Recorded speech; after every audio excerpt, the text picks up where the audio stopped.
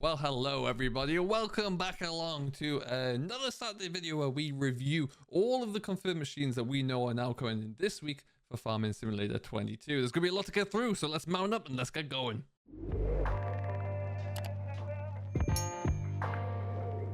So we're not going to look at any of the smaller weights by AGCO because weights are essentially front weights there. We can skip past that and come straight to a new brand, Amitech, I guess. Now this is a Sugarbeet Cart there. It's a new brand into the game there, as I mentioned, cart on tracks there. There's quite a few of these. This is going to be the common theme for new bits of equipment this week. But yeah, looking pretty good, I would suggest. Curious to see how big it is. We'll have to wait to see what that looks like in game. Nonetheless, though, it is a 45,000 litre, so you know it's going to be fairly big, but it just looks very, very nice. Nice to see another new brand coming in, another one sneaking in there. And a great start for root crops for the week, and there's a lot more coming in on that subject very soon. So soon, in fact, we're going to look at it right now with Bergman. They bring in their overloader as well, or their chaser wagon, or however you like to refer to it as. But this is the Bergman RRW 500, another large bit of equipment. Now let's just see as we look onto that one. This is slightly bigger, just under 51,000 litres there, so it's going to be pretty large, pretty useful, no doubt. Again, love to see that lug behind another big tractor, but two different auger wagons we've had there, and that I do believe there's more to come as well, so a lot more to get stuck on into. Now we're jumping on into Case. Now we've known about the Maxim tractor and the sugarcane harvester for a while, but we're bringing in the cotton harvester now. This is obviously something from 19, but it's good to see that's coming back on into the game anyway. Not much else has changed with Case for a while. We need to wait to see what else is coming around the corner. But what did change, and change in a big way, was class. Now, we've known about a lot of the class equipment for some time. This week, though, we saw a couple of things. Two new tractors coming back in. We saw some front loader equipment and the accessories to go with it as well there. So first things first is the class Arian, the 660 down to 610 Arian, and then the Axion 960 to 920 as well. So these two right here, lovely to see those back in game. They're very versatile tractors across both ranges. Really nice to have those back in. Now I'm fairly sure that will complete the tractor roundup for class. As we come on down, we'll also see that we've got the front loader in here and the weights to go with it there as well. So really rounded out. I still expect to see a little bit more information around some of the grassland work with class, but we'll have to wait and see. Speaking of the arrival of new tractors there, we're looking at Fendt now, and one of the main machines that we've known is going to be arriving for a while is the 1100 MT from Fendt, and that is being confirmed here. The Vario MT is in store. It's an absolute beast, 511 to 673 horsepower. It's absolutely huge. Can't wait to have a look at that in game. But we've also got a return of a favorite, the 1000 series as well, Fendt, which I absolutely adore.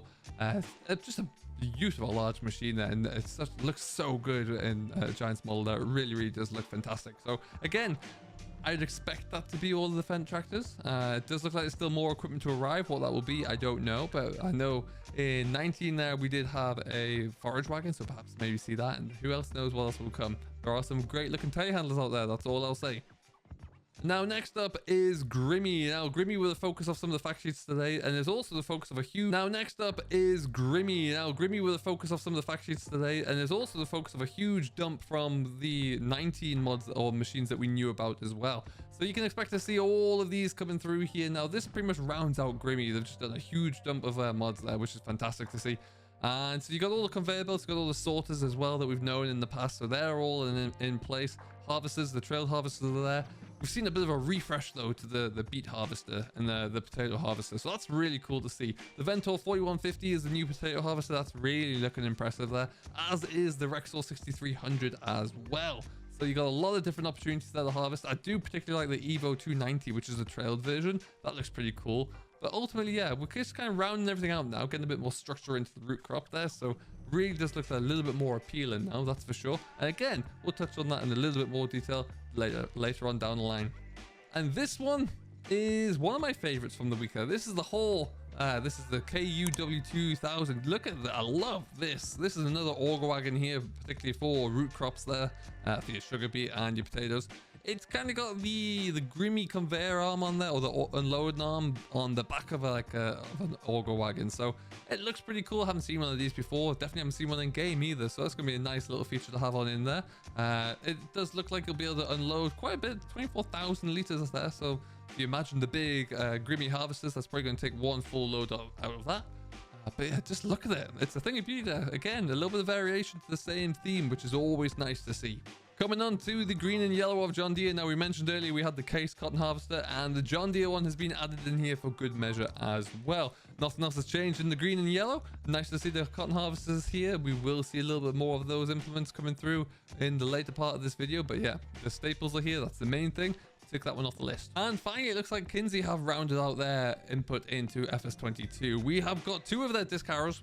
We have got the MacTill 261 and the MacTill 412. Nice and large looking harrows there. Pretty meaty looking things, that's for sure. 8 meter working width and 12 meter respectively. Looking pretty cool. I do like the Kinsey equipment that I've seen so far. I want to get stuck into it a little bit more as well. So we'll have to see how that looks. But so far, really looking really good.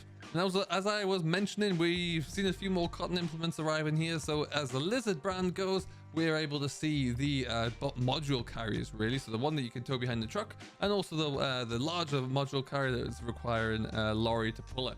They're both in game now, as is the conveyor belt as well. Just simple little things, nothing too specific or too technical, but things that you do need in game there from a base standpoint anyway. So again, just rounding out some of these different gameplay features from Giants there this week, which is always good to see. Much like Lizard, McCormick have also updated all their cotton handling bits of equipment as well. So you got the grabs available there for the round bale modules, at least, which I believe are the John Deere modules.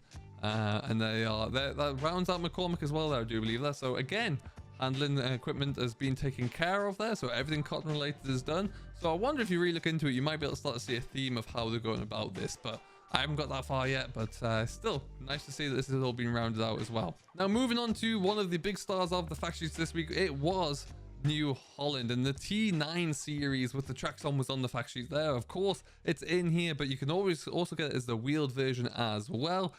Two very large looking bits of equipment there, 470 to 692 horsepower, which is pretty impressive there. Interestingly, the crawler version though is 570 to 682, so that's a bit weird, but still a little bit of variation there. If you like your blue, you're in good luck for the larger equipment here as well. So again, it would look like we're really filling out here from a New Holland standpoint. I think there's a few medium range tractors like T6, T7 range tractor, maybe even a T5 that we haven't seen yet, perhaps. Other than that though as well, maybe a little bit more fleshing out around the harvesters. Who knows, we're going to get a larger harvester in here. And then the only other thing that I can think that we had in previous versions that we don't have so far would also be a wheeled loader. So that's the area that we'd be looking for to see some changes here with New Holland. And last but not least, we've said it's been a theme of root crops. This last brand is no exception. They weren't even on the website until today. This is Roper, who were originally a DLC not too long ago, but just look at them. They're back. They're looking resplendent as ever, and it's nice again to see various different machines such as the Tiger, the Narrow Mouse, and also the Mouse 5 in there, as well as your harvesters to boot. So really gives you that further gameplay options. Gives you a little bit of a larger size harvester as well. If you really want to go big end for the Sugarbeet there, you've got that space to do so. And again, it gives you those features, and it gives you the variety, which is what we always want to see, and which has really become a big strength of FS22. So that rounds out all of the new mods this week there. We're starting to see the website really filling up. There's only a few brands that we haven't seen anything from yet, namely Kverneland. So I wonder if we'll see a big release from in one of these Fridays leading up to it very soon. So one can only hope. Other than that, it's going to be a great week for all things Farm Sim. Stay tuned for more content from myself on Meadow Grove Extended. We'll be coming back with another couple of live streams this weekend, and we'll be bringing you all up to date with the latest from Farm Sim 22 across the week as well. Until then, though, I hope you do stay safe. Enjoy what you're doing as always. Don't forget to hit that like button, subscribe down below, and we'll see you in the next one.